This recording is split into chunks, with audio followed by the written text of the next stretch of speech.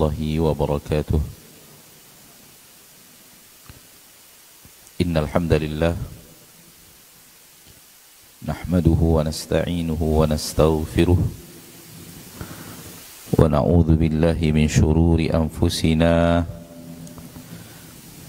wa min sayyiati a'malina. Man yahdihillahu fala mudilla lahu wa man yudlil fala hadiya lahu. Ashhadu an la ilaha illallah wahdahu la syarika lahu wa ashhadu anna Muhammadan abduhu wa rasuluh sallallahu alaihi wa ala alihi wa ashabihi wa man tabi'ahum bi ihsanin ila yaumiddin wa sallama tasliman katsira. Amma ba'd. Alhamdulillah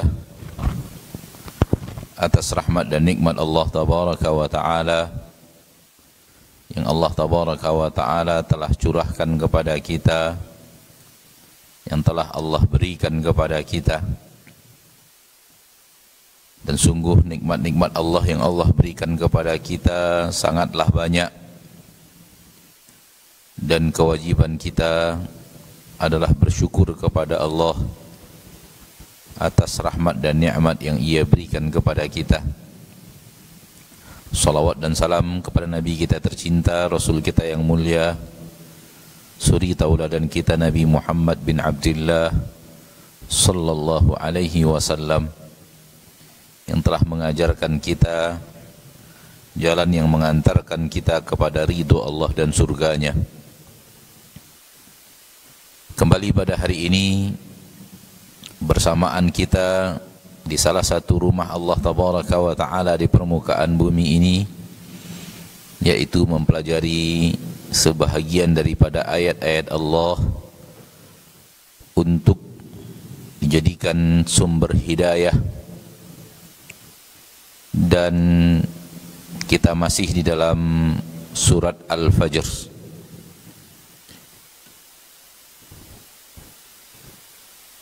Kita dengarkan terjemahan dari awal surat Al-Fajr ayat 1 sampai ayat yang terakhir kita pelajari, yaitu ayat 14. Penterjemah sudah siap? Insya Allah siap, Ustaz. A'udzu billahi minasy syaithanir rajim.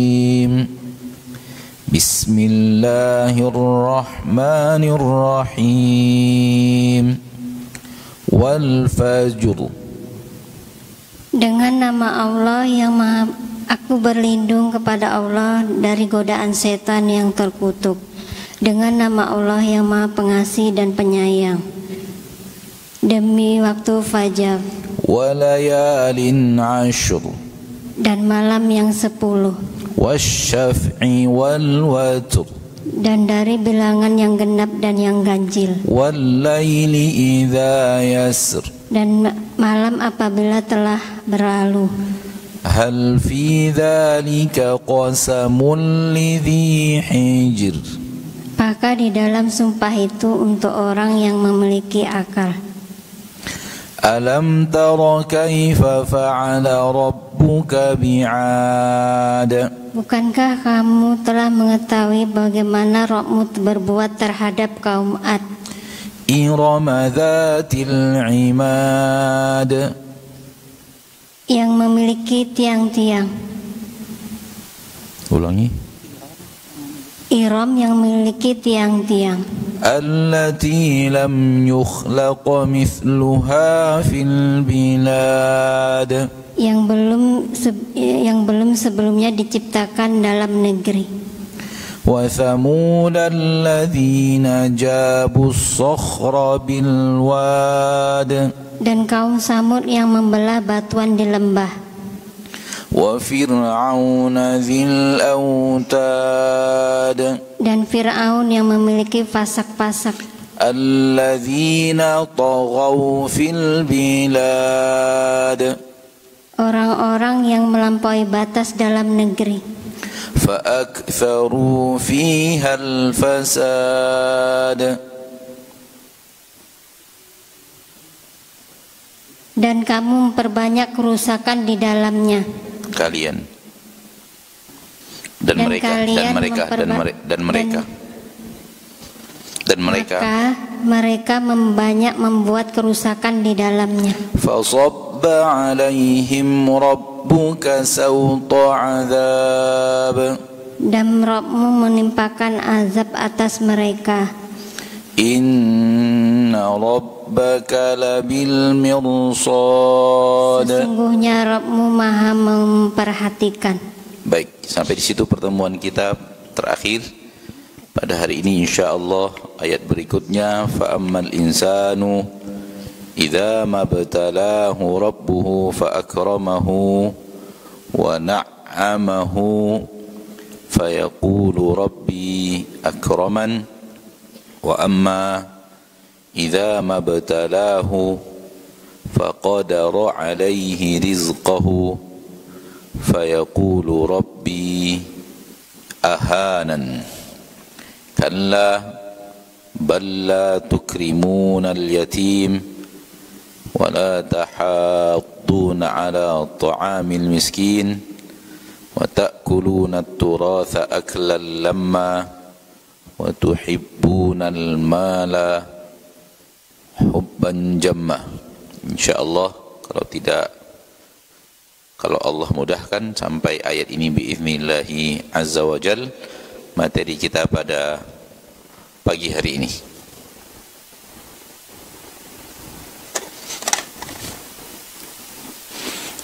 Fa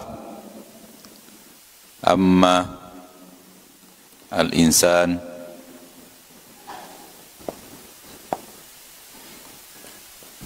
idza ma ibtalahu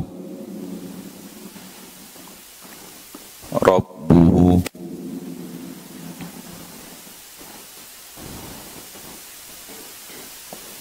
fa akramahu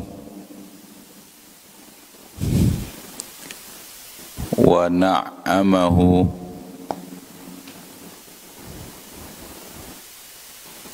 fayaqul rabbi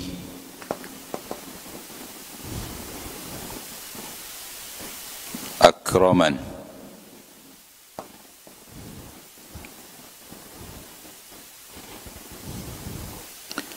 Fa ammal insanu idza mabtalahu rabbuhu fa akramahu wa na'amahu fayaqulu rabbi akraman. Di sini ada dua mufradat, ibtala fi'il ditambah dengan dhamir hu. Di sini juga rabbuhu, rabb dan dhamir. Di sini ada tiga, fa akramahu, fa akramahu. Di sini ada tiga mufradat, kita langsungkan saja ketiga-tiganya. Wa na'amahu, di sini juga ada tiga, wa na'amahu. Fayaqul, di sini ada dua, fa dan yaqulu. Rabbi juga ada dua, rabb dan ya mutakallim akraman. Fa artinya maka, amma adapun, al-insan manusia, idza apabila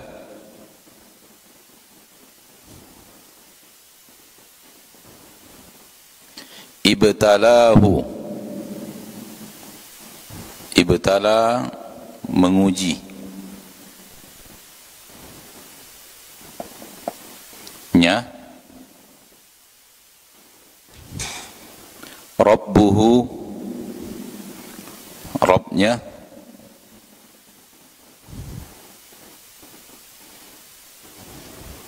fa maka,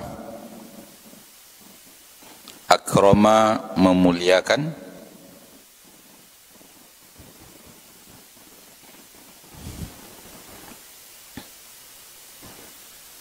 hu nya,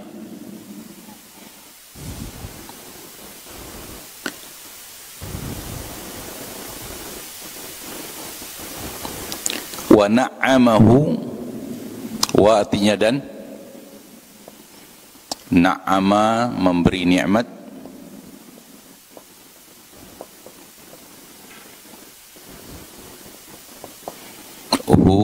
nya,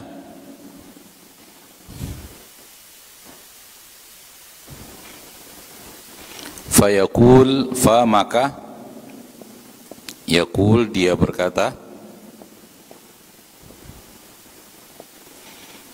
Rabbi, Rabbku, akramani, memuliakan ku.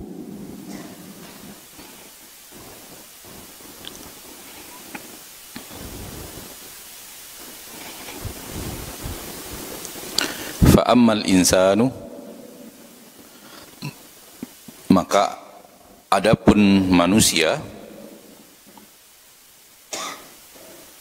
idza, apabila,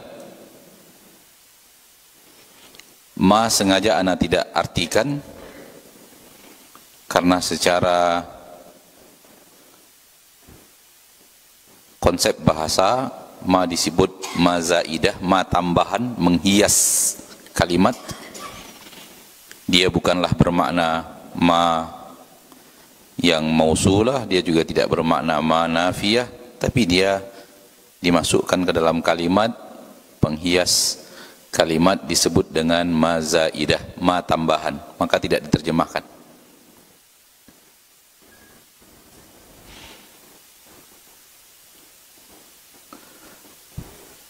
Maka adapun manusia, apabila Rabbnya mengujinya, ibtalahu rabbuhu, apabila Rabbnya mengujinya,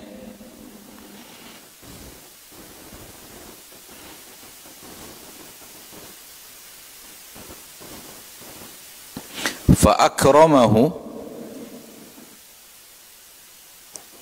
maka Rabbnya memuliakannya.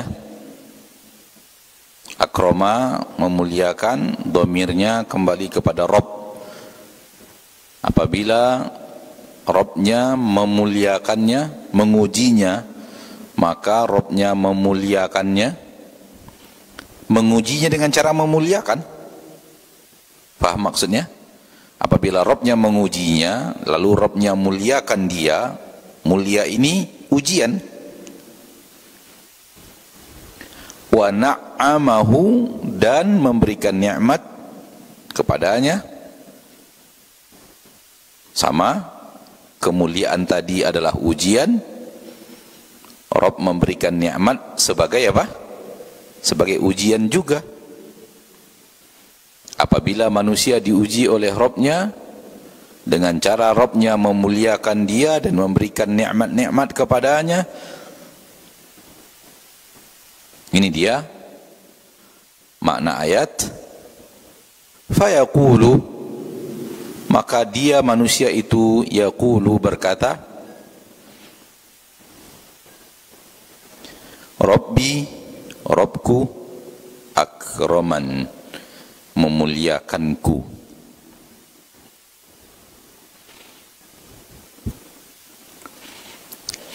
1, 2, 3, 4, 5, 6, 7, 8, 9, 10, 11, 12, 13, 14, 15, 16, 17, 18, 19. Ada 19 mufradat pada ayat ini. Ada 19 kosakata pada ayat ini. Apabila kita lihat, yang belum kita pelajari adalah 1, ibtala, akroma, 2, na'ama, 3. Akroma kalau ini dihitung juga 4. Dari 19 kosakata mufradat, hanya 4 yang belum pernah kita pelajari.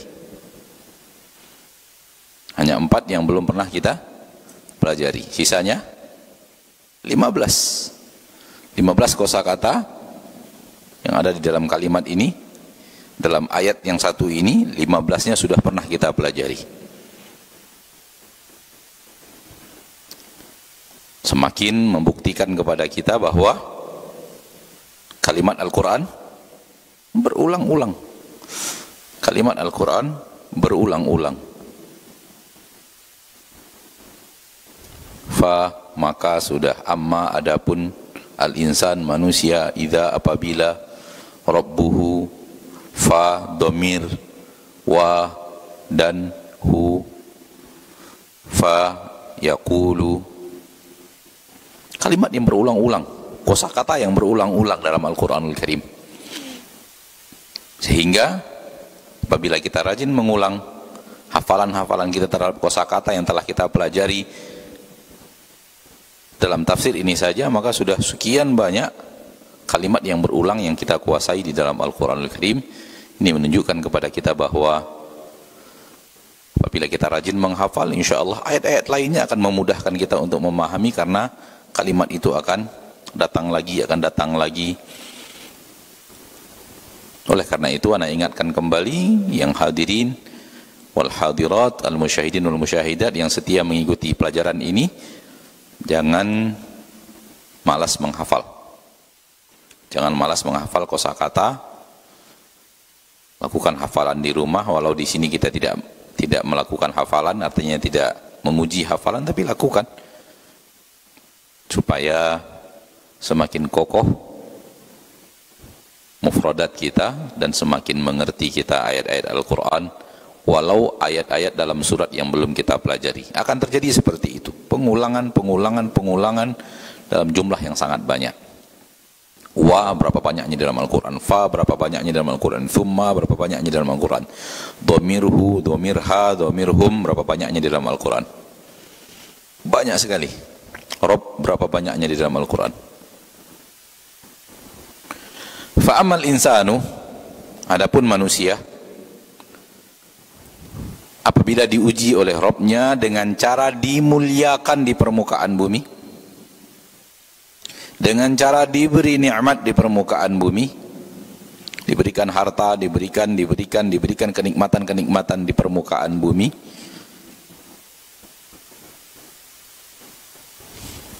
kemuliaan yang Allah berikan kepadanya, ujian. Nikmat-nikmat yang Allah berikan kepadanya, ujian.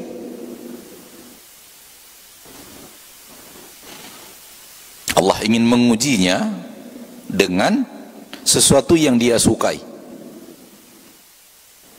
Allah ingin mengujinya dengan mencurahkan kepadanya nikmat-nikmat dunia. Itu ujian. Bukan bukti Allah cinta. Bukan bukti Allah memuliakan dia, tidak. Namun dia salah kaprah. Dia mengira itu adalah sesuatu yang merupakan bukti Allah memuliakan dia.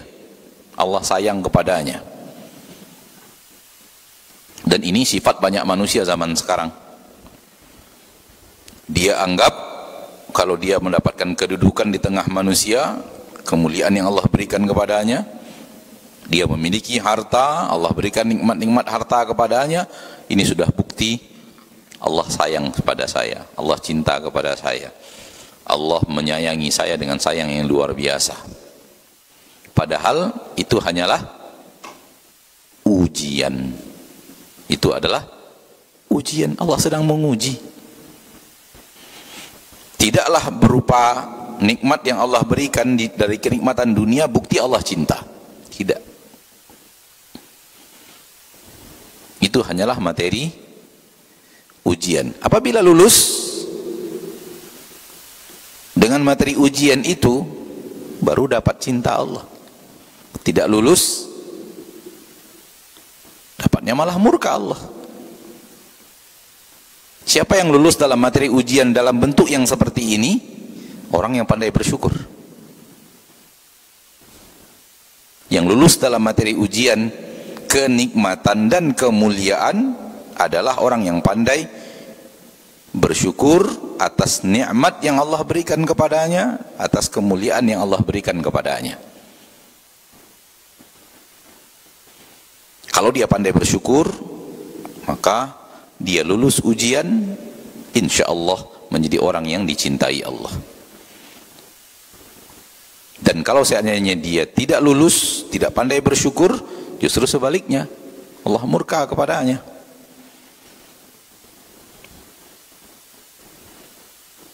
Dan ketahuilah bahwa lebih banyak orang yang gagal dibanding orang yang lulus. Ketika diuji dengan aneka ragam jabatan, aneka ragam nikmat dunia, justru lebih banyak yang gagal ujian dibanding yang lulus ujian. Karena apa? Karena melalaikan, menggiurkan,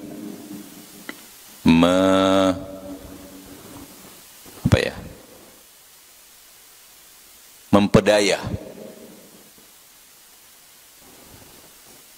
membuat kesombongan, dan aneka ragam lainnya, efek buruk daripada tidak lulus ujian.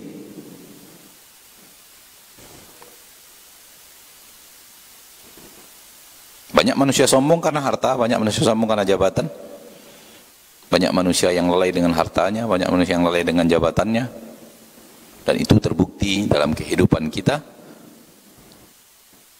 sehingga penduduk neraka banyak dari kalangan mereka. Mereka yang mana? Yang tidak lulus ujian ketika bentuknya adalah ujian yang ini. Jadi nikmat yang Allah berikan kepada kita, sekali lagi bukan apa? Bukan bukti Allah memuliakan kita. Bukan bukti, itu hanyalah materi ujian.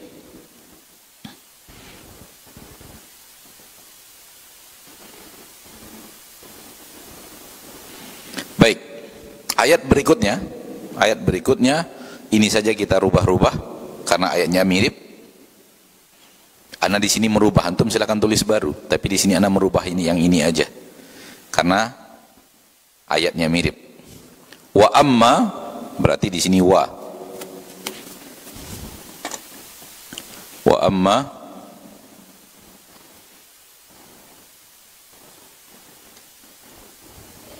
tidak ada insan ya. Wa amma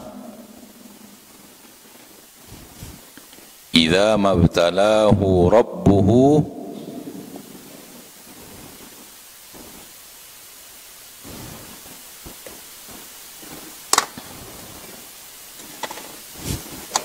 faqadara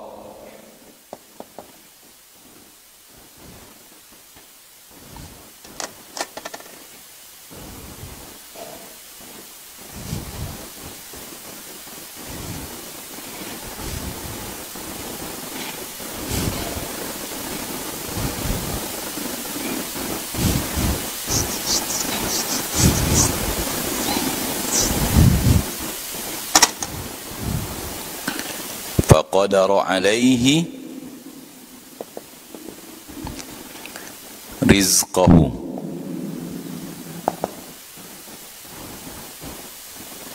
ahanan wa amma idza mabtalahu rabbuhu juga tidak ada. Wa amma idza mabtalahu sudah kita pelajari tadi mufradatnya. Wa artinya dan,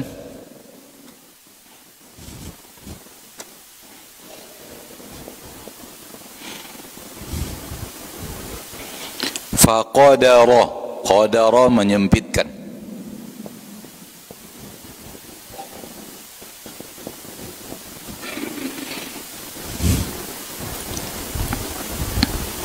alaihi dua kosakata, ala hu digabung menjadi alaihi, atasnya.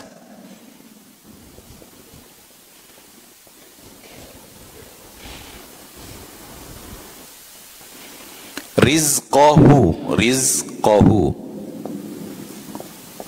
rezekinya.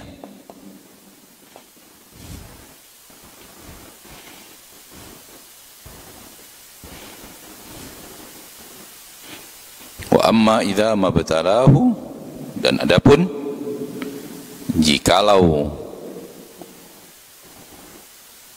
Rabb mengujinya, faqadara, maka Rabb itu menyempitkan, alaihi, atasnya, rizqahu, rezekinya, fayaqul, maka dia berkata, Rabbi, Rabbku, ahanan,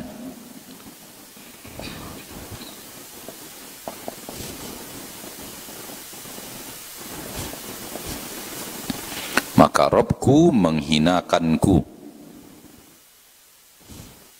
Rabbku menghinakan aku.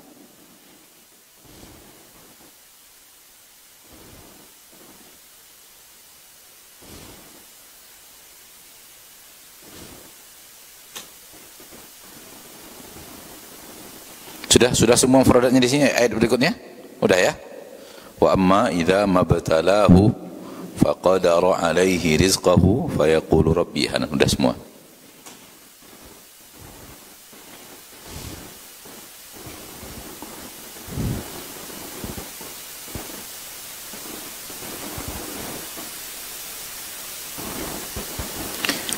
Ini lawan daripada yang tadi. Yang tadi diuji dengan nikmat. Sekarang diuji juga, tapi dengan lawan nikmat. Nikmat dikurangkan, nikmat disempitkan. Ujian dua, nikmat sempit.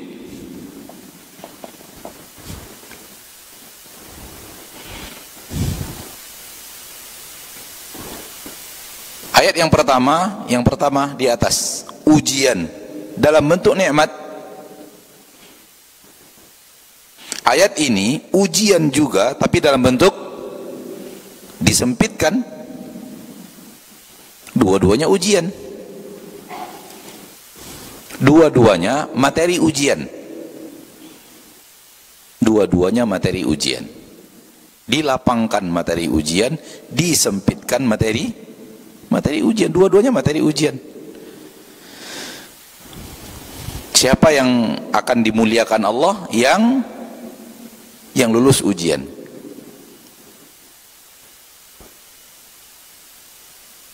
Yang lulus ujian. Itu yang akan dimuliakan oleh Allah. Ayat yang kedua ini, siapa yang lulus ujian? Yang bersabar.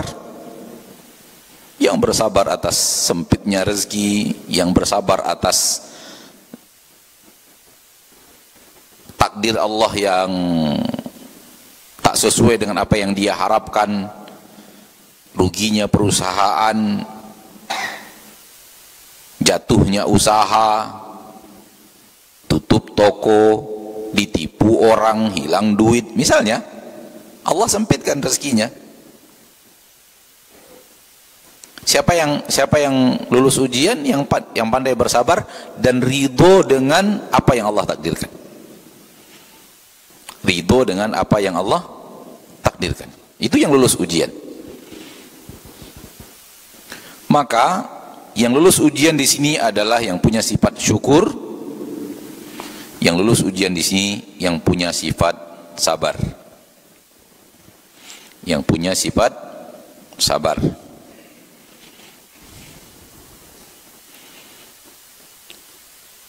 Pernah kita sampaikan bahwa hidup itu hanya dua. Datang kepada kita yang kita sukai, atau datang kepada kita yang tidak kita sukai. Ini dia. Ini dia. Ayat yang pertama, datang kepada kita sesuatu yang kita sukai. Ayat yang kedua, datang kepada kita sesuatu yang tidak kita sukai. Dan ketahuilah bahwa orang yang sedang Allah berikan kepadanya nikmat, pasti juga Allah berikan kepadanya sesuatu yang tidak dia sukai. Jangan kira nikmat totalitas 100%. Itu nggak mungkin. Itu nggak ada.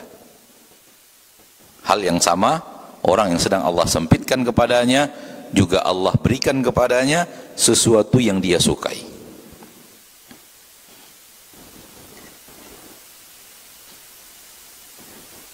Tinggal sekarang adalah pandai tak kita melihat itu? Pandai tidak kita melihat itu? Ketika kita pandai melihat itu, kita akan nyaman. Ini sedang Allah berikan kepadaku yang aku sukai. Hadapi dengan syukur. Dalam kondisi yang seperti itu juga, ada hal yang Allah berikan yang tidak kita sukai, sabar. Jadi yang sedang Allah berikan nikmat pun Allah juga uji dengan kesabaran pasti. Hal yang sama ketika Allah berikan kesempitan, juga ada hal-hal yang Allah berikan yang dia sukai. Itulah dia sifat dunia. Dunia itu campuran antara yang disukai dengan yang tidak disukai. Tak ada manusia itu hidupnya nikmat terus, tak ada yang tidak dia sukai yang datang, nggak ada. Nggak ada orang hidupnya sempit terus semuanya, dan tidak ada datang kepadanya hal yang dia suka, nggak ada datang kepadanya hal yang dia suka, itu nggak ada. Di dunia nggak ada. Disinilah kita harus melihat mana yang kita sukai, mana yang tidak, mana yang kita sukai, mana yang tidak, mana yang kita sukai, mana yang tidak. Dan hidup itu bergulir di situ terus. Silih berganti. Kadang datang yang disukai, setelah itu datang yang tidak disukai, datang yang disukai, datang. Jadi ini ayat berbicara tentang ujian nikmat, ujian kemuliaan yang Allah Tabaraka wa Ta'ala berikan. Namun manusia mengira apabila nikmat yang datang itu tanda Allah memuliakan, padahal dia adalah ujian. Dan apabila yang datang sesuatu yang sempit rezeki, dia mengira Allah tidak sayang kepadanya, Allah sedang marah kepadanya, Allah sedang tidak suka kepadanya, Allah sedang tidak berpihak kepadanya, dan kalimat-kalimat yang senada.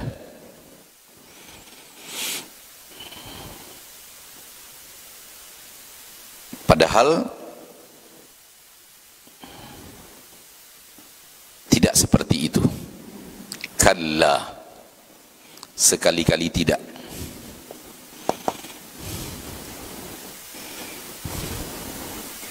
Bal la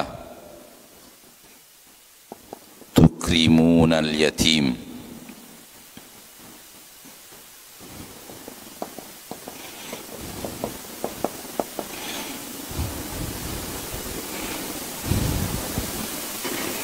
kalla, sekali-kali tidak.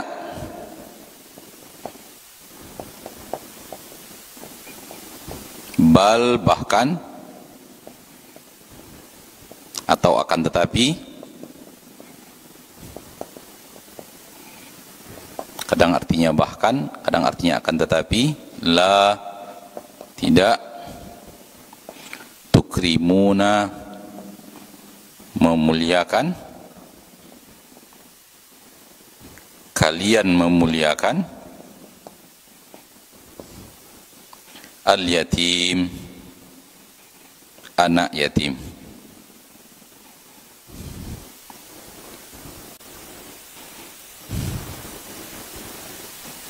Kalla, sekali-kali tidak. Sekali-kali tidak maknanya adalah yang tadi itu nggak benar. Pola orang berpikir kalau Allah Tabaraka wa Ta'ala sayang, tandanya Allah berikan pangkat dan jabatan, Allah berikan nikmat-nikmat dunia, Allah berikan mobil mewah, Allah berikan rumah megah, Allah berikan kelancaran harta, Allah berikan rekening gemuk. Itu enggak, kalla, tidak, salah, itu enggak benar. Kalau Allah sayang, kalau Allah tidak sayang, Allah sempitkan rezeki, Allah bangkrutkan usaha,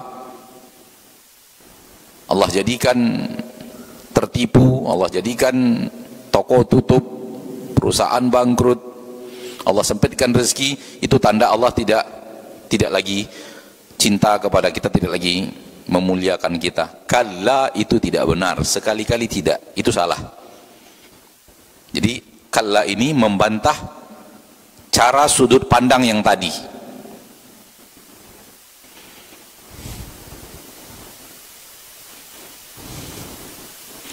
Lihat bagaimana Allah tabaraka wa taala menjadikan nabinya Muhammad sallallahu alaihi wasallam mayoritas kondisinya sempit.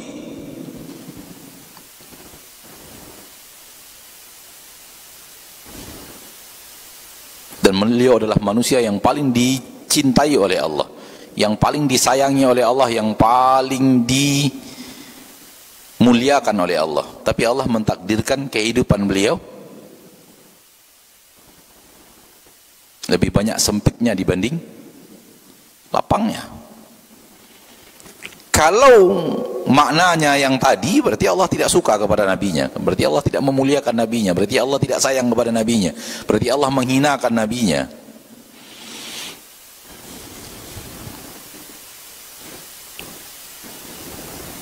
Dan banyak juga nabi-nabi yang lain yang juga tidak diberikan oleh Allah tabaraka wa taala nikmat-nikmat dunia, seperti Nabi Ayub, Nabi Isa. Bukan orang kaya, bukan orang pejabat, bukan, ya, kalla, sekali-kali apa?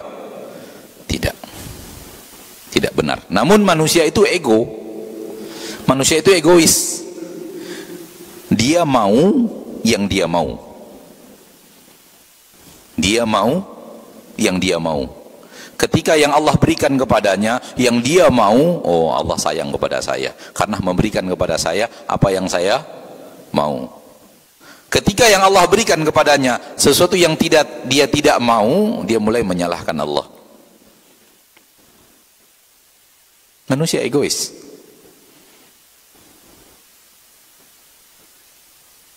Maunya yang diberikan kepadanya yang dia suka aja. Sekali lagi kita katakan kepada manusia seperti ini, hai manusia, engkau hidup di dunia. Dunia itu kadang di atas, kadang di bawah. Kadang yang Allah berikan sesuatu yang kau suka, kadang yang Allah berikan sesuatu yang kau tidak suka. Kadang diberikan sehat, kadang diberikan sakit, kadang diberikan rezeki, kadang ditahan rezeki, kadang dilapangkan, kadang dibangkrutkan. Kadang engkau itu menangis, kadang engkau itu tersenyum dan tertawa. Kadang engkau bahagia, kadang engkau sengsara. Itulah dunia. Itulah dunia. Yang pandai dan mengerti apa itu dunia, harusnya mengerti bagaimana berhadapan dengan dunia. Apabila yang datang sesuatu yang dia sukai, dia bersyukur kepada Allah. Apabila yang datang kepadanya sesuatu yang tidak dia sukai, dia apa? Bersabar kepada takdir Allah tabaraka wa ta'ala dan tidak pernah protes dengan apa yang Allah putuskan kepadanya. Soal sakit nggak apa-apa, memang sakit. Soal nangis ya nggak apa-apa, boleh nangis. Sedih nggak apa-apa, boleh sedih. Tapi tidak ridho dengan keputusan Allah, ini adalah kriminal dalam syariat. Tidak rela Allah memberikan keputusan seperti itu dalam hidupnya, ini adalah kriminal dalam syariat. Ini adalah su'ul adab ma'allah, buruknya adab seorang manusia kepada Allah. Jadi kalla ini bantahan terhadap yang tadi. Lalu Allah tabaraka wa ta'ala mengatakan, akan tetapi kalian tidak pandai memuliakan anak yatim. Ini yang maunya Allah. Maunya Allah muliakan anak yatim, tapi kalian tidak mau memuliakan anak yatim. Anak yatim disuruh oleh Allah muliakan, sayangi. Banyak manusia tak melakukan itu. Anak yatim dia cuekin. Bahkan sebahagian manusia anak yatim dia peralat. Anak yatim dia zolimi, anak yatim dia rampas hartanya. Karena dia paling gampang ditipu, ayahnya sudah meninggal, ibunya sudah tiada. Dia belum mengerti harta, sehingga harta ayahnya ditilap.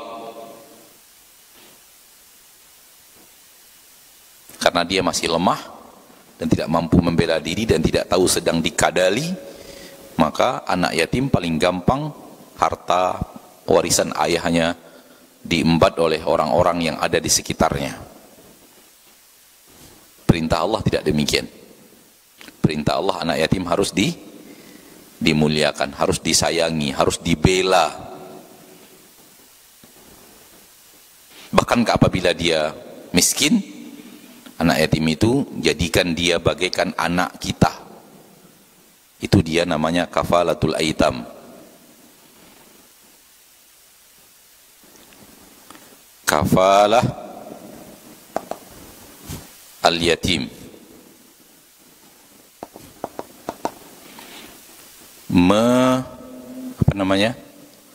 Menyantuni anak yatim.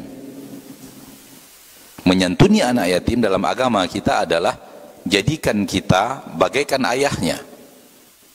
Didik kita bagaikan ayahnya. Dia kebutuhannya apa? Dia kebutuhannya makanan, ini makanan. Kebutuhannya pakaian, ini pakaian. Kebutuhannya transportasi, ini transportasi. Kebutuhannya biaya untuk sekolah, ini biaya untuk sekolah. Jadi hilangnya ayahnya, kita menggantikan posisi ayah dalam memberikan nafkah kepada anak itu dia kafalatul yatim, kafalatul aitam, menyantuni anak yatim. Kalimat menyantuni anak yatim di negeri kita ini masyhur, namun menyantuni itu hanya waktu-waktu tertentu. Ramadan panggil anak yatim santuni, pakai duit, dah bebas. Ya. Kemudian datang lagi apa lagi? Tahun ajaran baru. Oh, kayaknya anak yatim nih perlu nih. Dikumpulkan lagi anak yatim, kasih duit. Udah pulang. Itu namanya sodakoh, bukan menyantuni anak yatim. Itu namanya apa? Sodakoh kepada anak yatim, bukan menyantuni anak. Bukan ini, bukan kafalatul aitam. Rasul SAW wafat, ayahnya wafat. Siapa yang mengkafalahnya setelah ayahnya wafat? Kakeknya. Kemudian kakeknya wafat. Siapa yang mengkafalah menyantuni Nabi? Pamannya. Lihat, kakek berposisi sebagai ayah. Paman, abang daripada ayah Nabi, menjadikan posisinya bagaikan ayah Nabi untuk Nabi SAW. Itu dia kafalah. Itu dia kafalah. Dan itu yang dikatakan oleh Nabi SAW, saya dan orang yang menyantuni anak yatim bagaikan dua jari ini pada hari kiamat. Di surga bagaikan dua jari ini. Aku dan yang menyantuni anak yatim. Aku dan yang menyantuni anak yatim bagaikan dua jari ini di surga Allah Tabaraka wa Ta'ala. Saking dekatnya orang yang menyantuni anak yatim dengan Nabi kita tercinta SAW. Maka di sini kafalah apa tadi? Kita memposisikan diri kita bagaikan ayah. Kita yang nafkahi dia, kita yang memberikan kebutuhannya, kita yang apa yang dia butuhkan. Sekiranya ayahnya hidup, dia minta apa ke ayahnya, itu kita lengkapkan sesuai dengan kemampuan kita masing-masing. Tidak juga harus berlebihan, tapi sesuai dengan kemampuan kita. Maka ini disebut kafalah. Adapun santunan-santunan hari-hari tertentu, saat-saat tertentu seperti yang terjadi pada zaman kita sekarang, maka itu kepada ini, tidak kepada ini maknanya kepada sedekah. Maknanya kepada sedekah. Boleh anak yatim itu kita kumpulkan di sebuah tempat asrama yatim, itu boleh, nggak apa-apa. Atau dia hidup di rumah kita, itu juga boleh, asal dia belum balik. Tapi kalau dia sudah balik, dia tidak bisa bercampur dengan anak kita, dengan istri kita. Maka di dalam ayat ini Allah tabaraka wa ta'ala mencela orang-orang yang tidak peduli kepada anak yatim. Apalagi anak yatim itu bahagian daripada keluarga besarnya. Misalnya adiknya wafat dan anak-anak adiknya ada yang belum balik, itu anak yatim. Omnya wafat, ponakannya wafat, sementara om atau ponakan itu punya anak yang masih belum balik, ada hubungan dengan kita. Dan itu orang yang dituntut oleh Allah lebih peduli kepada anak yatim itu dibanding orang yang secara garis keturunan masih jauh, secara nasab jauh. Semakin dekat nasab seseorang kepada anak yatim itu, semakin dituntut untuk kepeduliannya kepada anak yatim, untuk memuliakan anak yatim itu. Dan ini yang di negeri kita, orang mengira bahwa memberikan duit sesaat itu sudah menyantuni anak yatim. Itu bukan menyantuni, pahalanya beda. Pahalanya berbeda. Kalla bal la tukrimuna al-yatim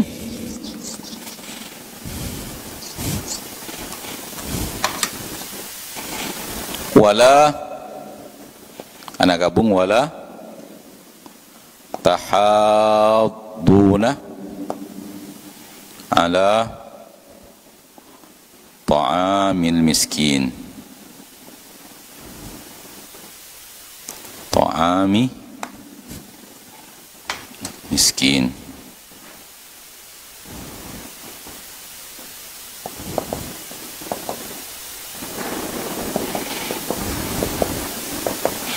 Wa dan la anak gabung menjadi satu, dan tidak tahadduna memberi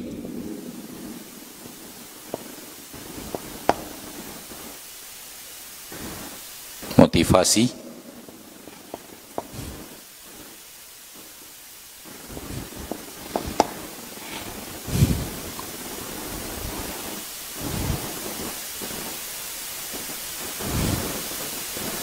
memberi ajakan, memberikan anjuran, mengajak. Dalam terjemahan diterjemahkan apa? Menganjurkan, memberikan anjuran, memberikan motivasi. Itulah maknanya. Tidak saling menganjurkan, saling mengajak. Ala, atas, ta'am, makanan. Makanan di sini maknanya memberi makan.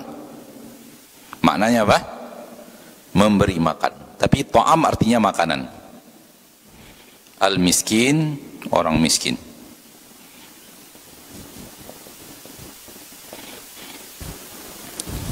Kembali, sifat yang tidak dicintai Allah, sifat yang dicela oleh Allah, yang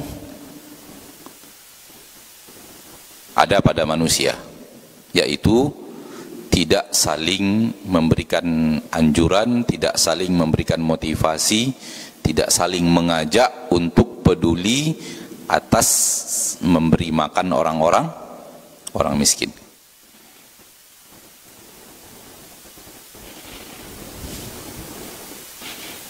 Sebagaimana yang tadi sifat tercela, tidak memuliakan yatim, ini juga sifat tercela dalam agama Islam, cuek kepada orang miskin, cuek kepada orang yang tidak mampu, tidak saling mengajak untuk peduli kepada orang-orang miskin.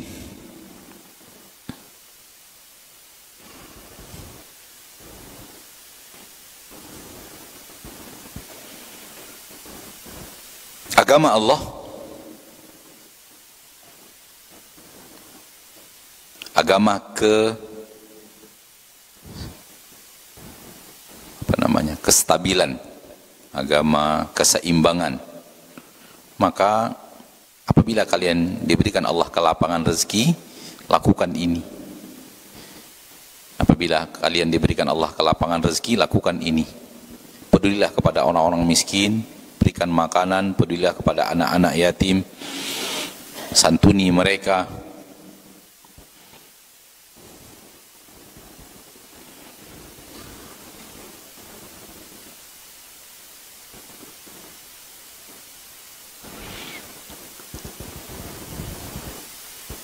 Makanan hal yang sangat dibutuhkan oleh si miskin.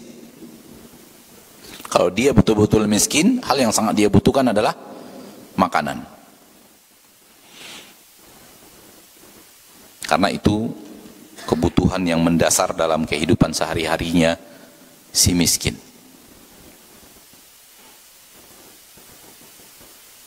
Adapun menghibur kadang-kadang dengan membawanya pergi, menghibur kadang-kadang dengan yang lainnya, tidak urgennya makanan.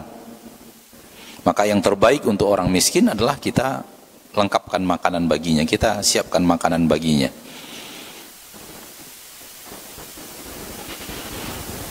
Lihat di saat kita sedang Idul Fitri, perintah syariat Allah, perintah Allah dalam syariat adalah makanan siapkan untuk orang-orang yang tidak mampu. Kenapa? Mereka akan berhari raya. Hal yang aneh ketika berhari raya, makanan mereka pun tak ada. Makanan mereka pun tidak ada. Adapun zakat mal bisa kepada hutang, bisa kepada yang lain, tapi zakat fitri khusus makanan. Begitu yang dikatakan oleh para sahabat. Rasulullah SAW mewajibkan kepada kami, kepada kita, itu para sahabat, zakat fitri dalam bentuk makanan untuk orang-orang miskin. Kenapa? Karena ini hari berhari raya. Hal yang aneh kalau berhari raya makanan pun tidak ada.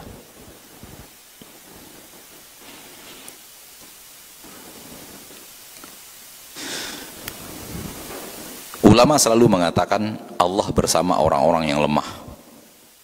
Allah bersama orang-orang yang lemah. Maka menzolimi orang yang lemah di dalam syariat kita sangat dekat dengan murka Allah.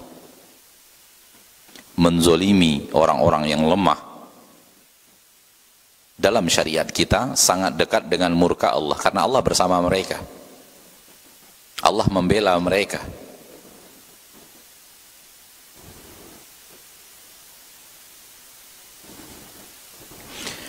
Maka anjuran ana kepada kita yang hadir di sini, kepada kita yang mendengarkan tausiah ini melalui media yang dimudahkan Allah Tabaraka wa Ta'ala, kalau memang kita memiliki kelapangan harta,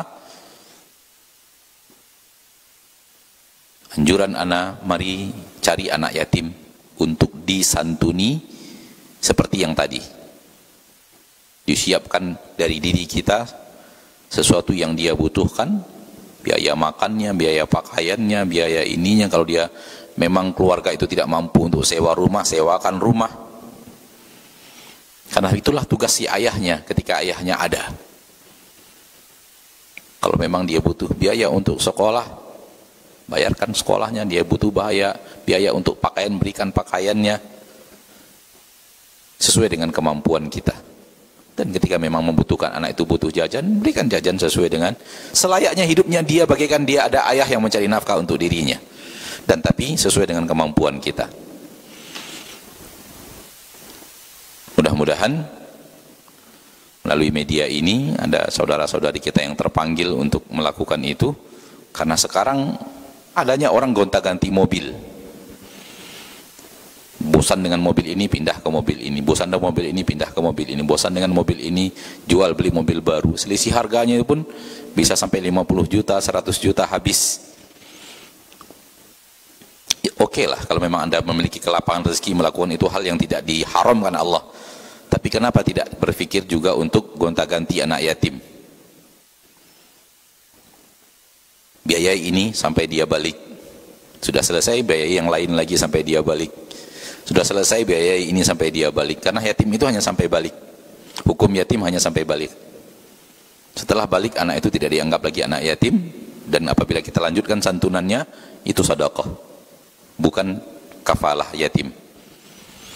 Kata Abdullah bin Abbas, sahabat Nabi SAW, la yutma ba'dal bulugh, tak ada lagi status yatim apabila anak itu sudah balik. Tidak lagi status yatim apabila anak itu sudah balik. Juga kenapa kita tidak berpikir untuk sering menyiapkan makanan untuk orang-orang? Rasulullah SAW yang kehidupan beliau juga tidak lapang, kadang-kadang menyuruh istrinya membuatkan makanan dan dibagi-bagi kepada orang lain. Padahal hidup juga beliau juga tidak lapang dan selapang orang-orang yang banyak sekarang lah. Beliau suka membuat makanan dan menyuruh istrinya untuk membagi-bagikan makanan. Bahkan mengatakan kepada Abu Dzar, kalau tidak khilaf, wahai Abu Dzar, kalau engkau memasak daging, banyakkan kuahnya. Kemudian bagi-bagikan, cari tetanggamu untuk engkau bagi-bagikan kepada tetangga itu. Ayat berikutnya adalah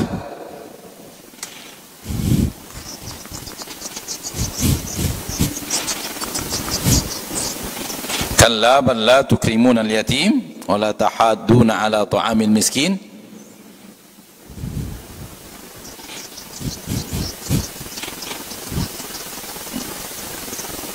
wa ta'kuluna at-turatha wa ta'kuluna at-turatha aklan lamma wa tuhibbuna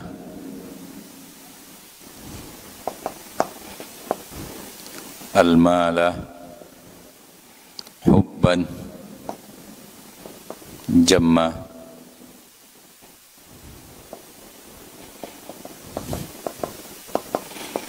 Ini ayat berikutnya, dua ayat terakhir dari pelajaran kita kali ini.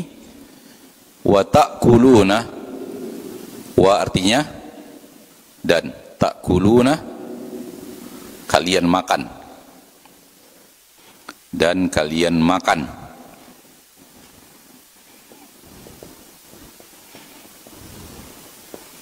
Kalian memakan at-turatha, warisan, aklan, makan, lamma. Lamma itu secara bahasa Arab, secara kosakata, artinya mengumpulkan. Artinya apa? Mengumpulkan. Lammu syai'i idza jama'ahu, mengumpulkan sesuatu apabila berserakan lalu dikumpulkan, dijadikan satu. Itu dalam bahasa Arabnya lammun, lamma yang ada dalam ayat ini.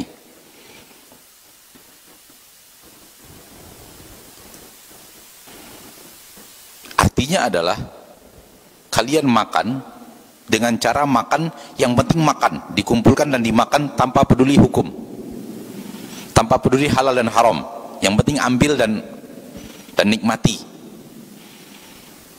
Apa terjemahan bagus ini? Makan yang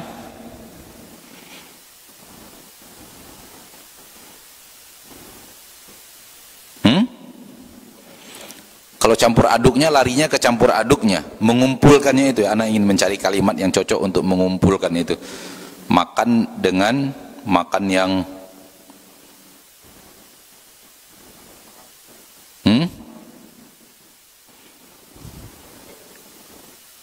raup gitu ya, raup gitu, diraup aja gitu. Udah, yang penting antum paham deh. Lama itu artinya mengumpulkan. Pokoknya ada gitu, yang penting dapat, nggak peduli halal dan haram.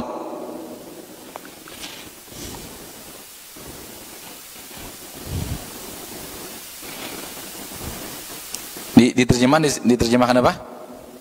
Di Quran terjemahan? Hah? Mencampur baurkan. Makan yang mencampur baurkan. Maknanya lebih kepada makna tafsir. Kalimat terjemahannya lebih kepada kalimat tafsir. Ana ingin memberikan antum pemahaman tentang kalimat lama secara bahasa Arab. Lamun. Lamun itu ngumpulkan. Coba lihat orang yang mengumpulkan harta, kumpul. Yang penting dia punya yang banyak, tak peduli dari mana asalnya. Faham? Itu dia lamun. Itu dia lamun. Ngumpul, pokoknya dapat. Pokoknya saya punya, pokoknya rekening saya bengkak. Pokoknya duit saya banyak. Yang penting untung. Soal untungnya itu dari jalan halal, dari jalan haram terserah. Yang penting saya dapat. Gitu loh. Paham kan? Itu dia lama. Itu dia lamun. Tujuannya hanya ngumpul dan tak peduli ngumpul itu cara yang benar, cara yang salah. Kalau umat Islam tak boleh begitu. Umat Islam harus peduli kepada dari mana dia dapat. Nah, ini tidak peduli dari mana dia dapat. Yang penting bagi dia ada, saya dapat. Saya bisa mengumpulkannya. Paham makna lam di sini? Baik. Wa tuhibbunal mala, dan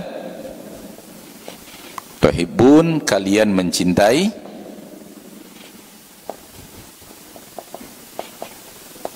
al-mal, harta, hubban, cinta, jamma, berlebihan.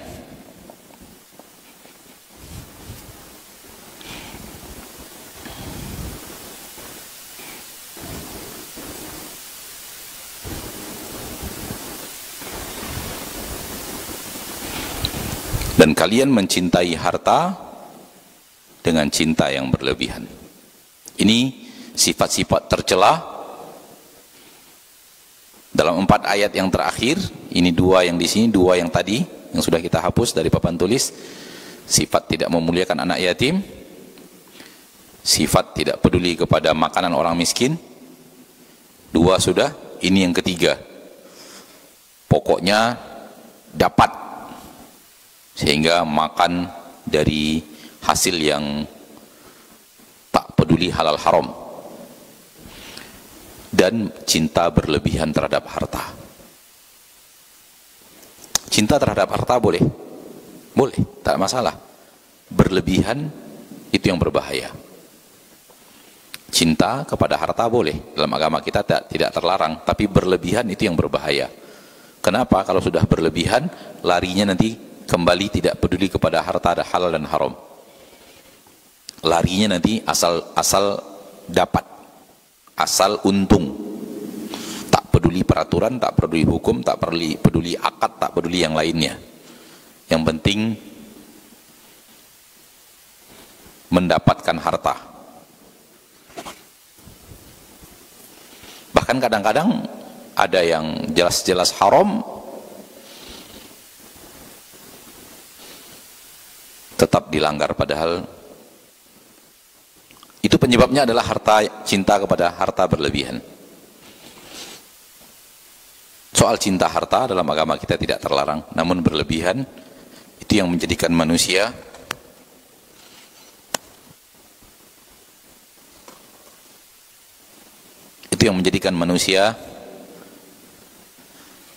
sering sekali mengambil harta dari jalan yang tidak diridhoi Allah tabaraka wa ta'ala Rabbul Izzati wal Jalalah.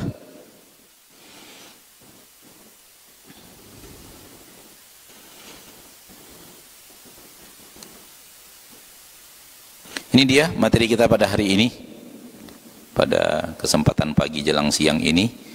Semoga apa yang bisa kita pelajari nambah ilmu kita dan menambah sifat yang dicintai Allah dari diri kita dan menghindarkan kita dari sifat yang dibenci oleh Allah Tabaraka wa Ta'ala Rabbul Izzati wal Jalalah.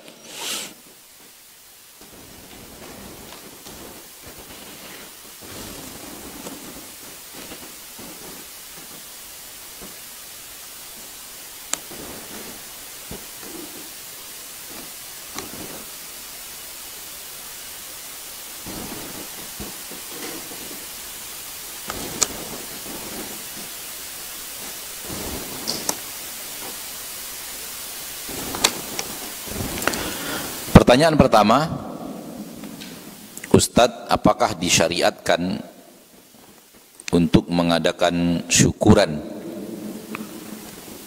atau walimah sebelum berangkat haji atau pulang dari haji?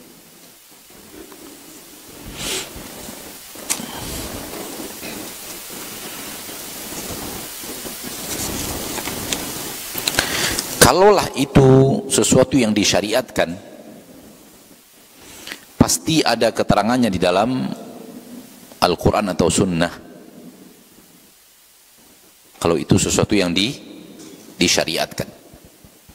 Coba lihat, ketika kita menikah, tidakkah disyariatkan? Ada keterangannya.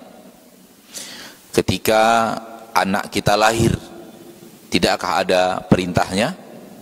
Ada syariatnya?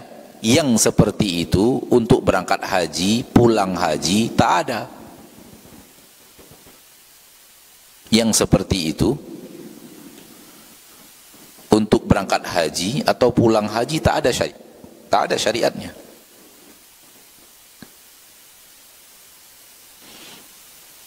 Maka barang siapa yang melakukan disebabkan dia merasa itu adalah bahagian daripada syariat yang harus diamalkan, terjadi kesalahan. Terjadi apa? Terjadi kesalahan. Ketika dia nisbatkan itu kepada syariat. Dan di zaman kita sekarang sudah mulai berangkat haji itu banyak yang menyuruh untuk adanya walimah safar. Walimah safar haji. Seolah-olah kalau pergi haji tanpa walimah itu ada sesuatu yang ditinggalkan dari syariat Islam. Kalau sudah demikian keadaannya, maka ini jatuh ke dalam ibadah yang tidak diajarkan oleh Nabi kita tercinta sallallahu alaihi wasallam. Belum lama ini ana melihat rekaman video dari Syekh Saleh Al-Fauzan ketika beliau ditanya tentang pulang haji. Beliau ditanya tentang pulang haji, bagaimana kalau seseorang pulang haji lalu dikumpulkan keluarganya makan-makan. Kata beliau, kalau itu hanya sesuatu yang sifatnya adat istiadat, dalam arti kata dia tidak nisbatkan kepada syariat, tidak dia yakini itu bahagian daripada syariat, dia senang pulang haji, selamat pulang haji, lalu keluarga kumpul makan-makan, tak ada sedikit pun dikaitkan kepada amalan syariat, maka jatuhnya kepada kebiasaan saja. Orang senang pulang safar, selamat pulang haji, selamat pulang pergi, maka jatuhnya kepada adat kebiasaan, kata beliau.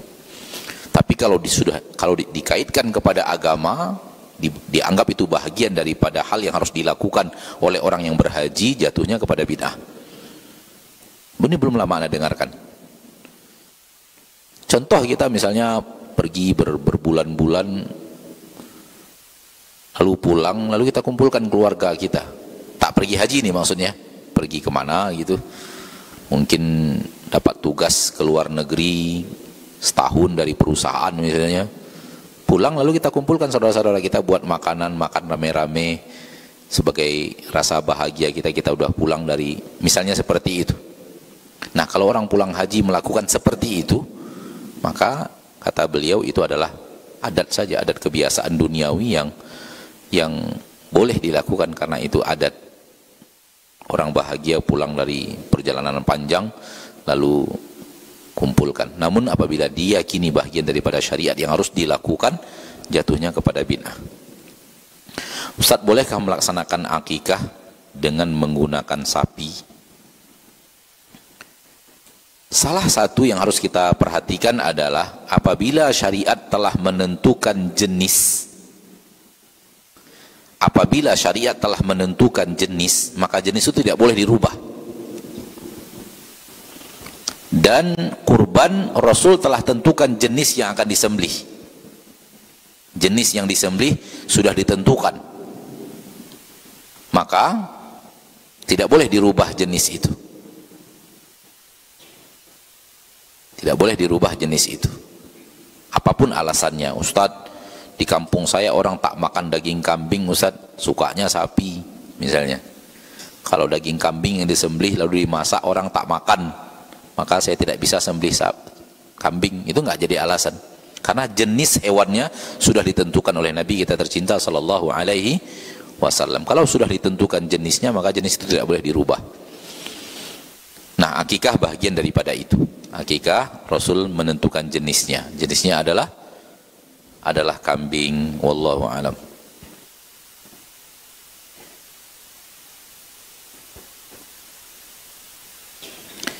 Apa hukumnya seseorang yang sudah tahu hukum riba tetapi dia masih mengerjakannya dengan dalih kalau tidak pakai hutang riba kita tidak punya apa-apa, tak punya rumah misalnya.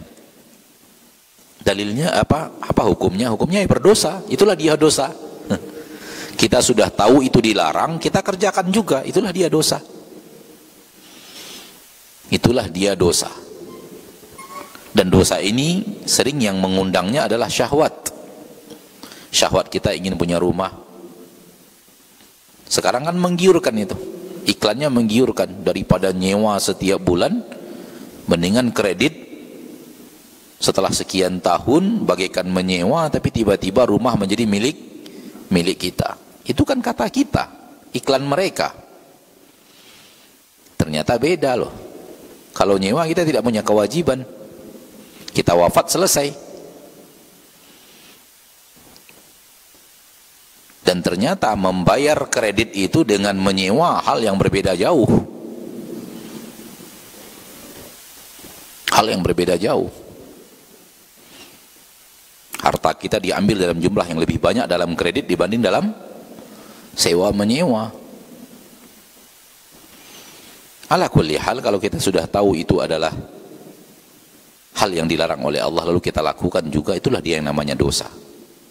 Itulah dia yang namanya dosa. Kalau kita halalkan, kita tahu itu diharamkan, lalu kita katakan hukumnya halal, itu namanya kufur. Itu namanya kufur, lebih berbahaya lagi. Berani menghalalkan yang diharamkan Allah.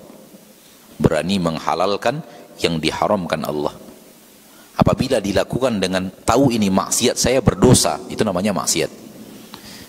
Tahu saya lakukan kesalahan, Allah melarang tapi saya lakukan juga, itu namanya maksiat. Tapi kalau penuh keyakinan ini halal kok, mana ada riba haram? Kalau riba haram, mana bisa orang hidup sekarang, mana bisa orang berbisnis sekarang? Tidak mungkin, hukum syariat itu salah, itu mengharamkan riba itu salah. Riba yang haram adalah riba yang begini, tapi riba yang kayak begini, riba halal misalnya, nah itu jatuhnya bukan maksiat lagi, jatuhnya kepada kufur. Nah,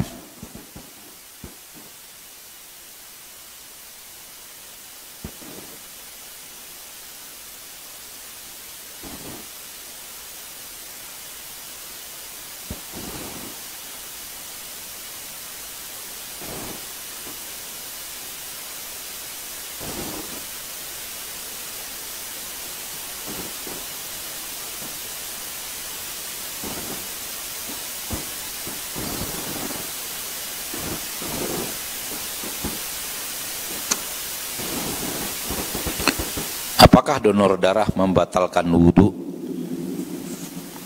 Tidak. Donor darah tidak membatalkan wudhu. Sejauh yang kita tahu, tidak bahagian daripada hal yang membatalkan wudhu. Sesuatu yang keluar dari tubuh kita. Namun khilaf dalam hal membatalkan puasa atau tidak. Khilaf di sana, tapi wudu tidak membatalkan wudu.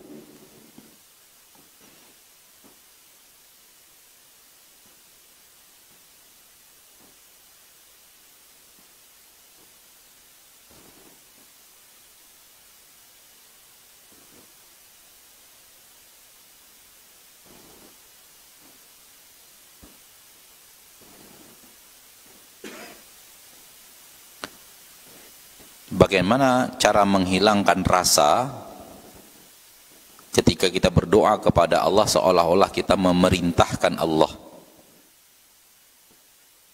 Dan bagaimana caranya menghilangkan rasa ketika kita minum obat lalu sembuh seolah-olah obat itu yang menyembuhkan kita?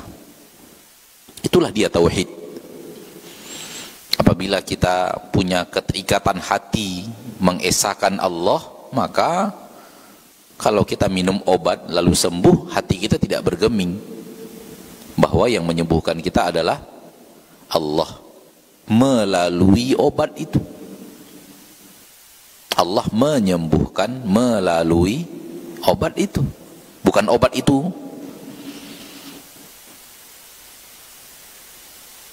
Ada sebab yang kita lakukan, yaitu minum obat, dan Allah yang memberikan kesembuhan.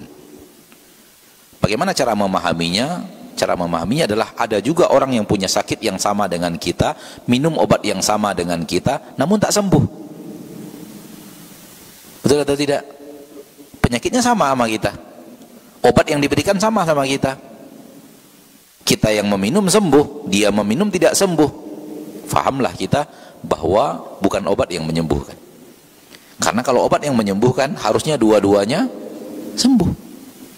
Kalau obat yang menyembuhkan, maka obat adalah ikhtiar untuk sembuh, permintaan sembuh kepada Allah tabaraka wa ta'ala. Ketika sembuh, hati kita bersyukur kepada Allah, bukan bersyukur kepada obat.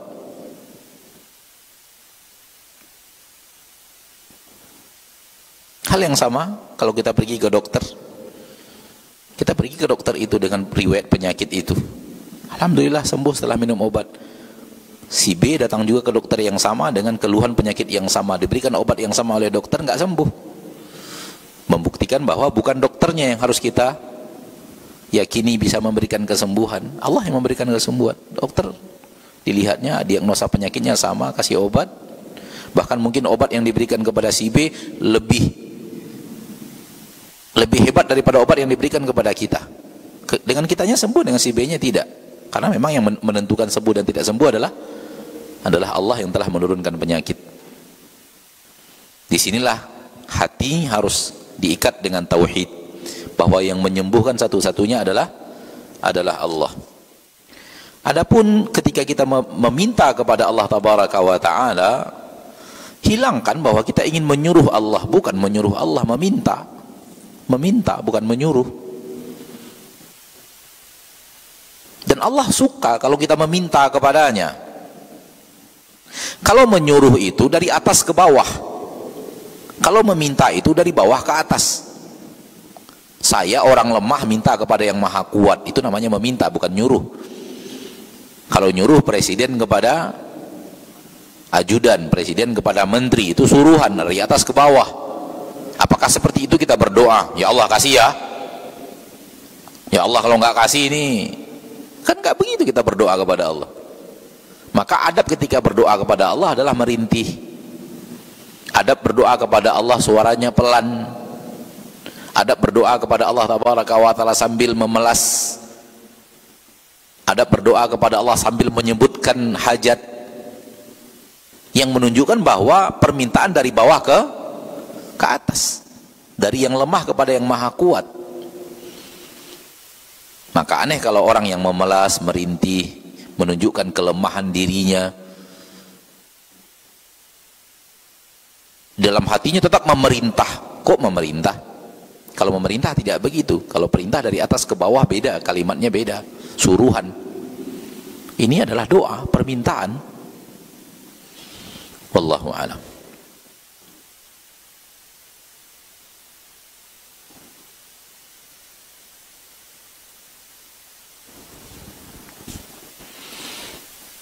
Bolehkah seorang suami mengqadha puasa istrinya? Si suami yang berpuasa ketika istrinya meninggal dan punya hutang puasa. Rasulullah SAW bersabda dalam hadis yang sahih, "Man kana lahu saumun," barang siapa yang memiliki kewajiban puasa, thumma mata, kemudian dia meninggal, au idza mata ahadukum wa alaihi shaumun, kama qala sallallahu alaihi wasallam, sebagaimana dikatakan oleh Nabi sallallahu alaihi wasallam, ana lupa lafaznya, man mata wa alaihi shaumun, itu lafaz yang lebih dekat kepada hafalan sekarang.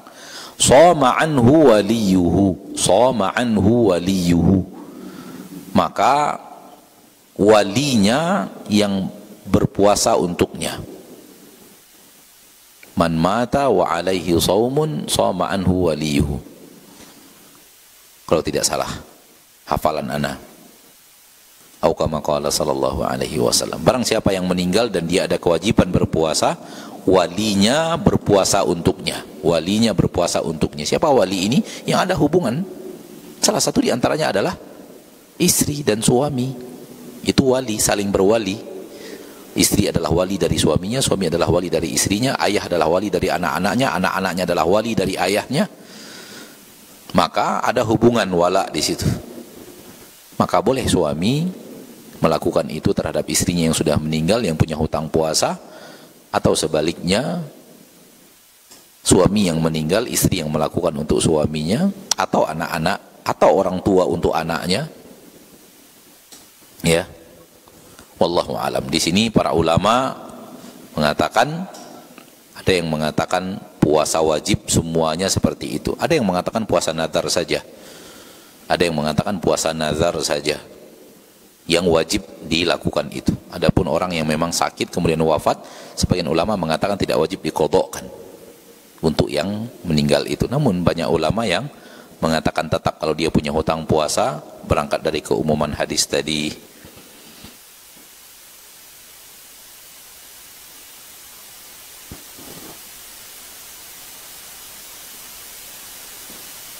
Kenapa hidup itu membosankan? Coba tanya orang yang tidak bosan dalam hidup. Coba tanya orang yang tidak bosan di dalam hidup. Anda merasa hidup itu membosankan, ternyata orang lain merasa hidup itu tidak membosankan. Coba tanya mereka. Bosan tidak bosan itu sifat di dalam dada.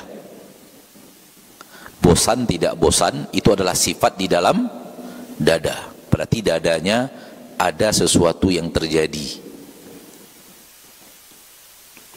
Dan yang sering membuat bosan itu adalah hal yang di dalamnya terjadi hal yang tidak bermanfaat. Yang sering terjadi dalam kehidupan itu yang tidak bermanfaat, akhirnya tuh apa ya hidup gini-gini aja, timbul rasa bosan. Atau yang kita kerjakan itu murni dunia, tak terhubung ke akhirat. Dunia juga sering mendatangkan kebosanan. Dunia juga sering mendatangkan kebosanan. Maka apabila kita melakukan hal yang sifatnya dunia, gabungkan dengan akhirat, dengan niat gabungkan dengan akhirat. Apabila dapat keuntungan sekian persen untuk akhirat, maka rasa bosan itu insya Allah akan hilang.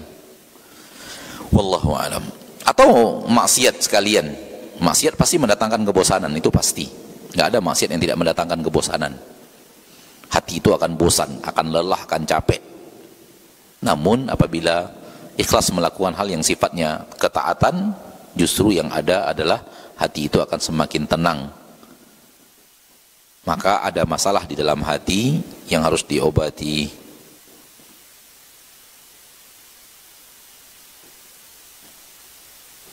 Apakah berdosa kalau kita hanya menyantuni keponakan pada waktu tertentu saja yang ibunya sudah wafat sedangkan ayahnya masih ada? Tidak. dosa? Tidak, karena dia masih punya ayah yang punya kewajiban untuk menafkahinya. Punya kewajiban untuk menafkahinya, wallahu alam.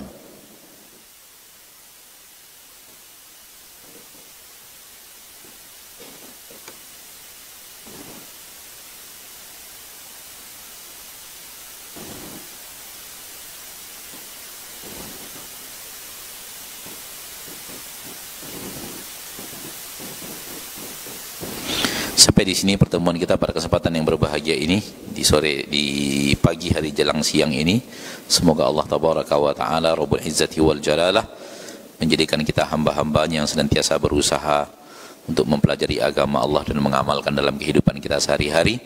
Mohon maaf atas pertanyaan yang tidak terjawab. Wassallallahu wasallam wa baraka wa an'ama ala abdihi wa rasulihi Muhammad. Assalamualaikum warahmatullahi wabarakatuh.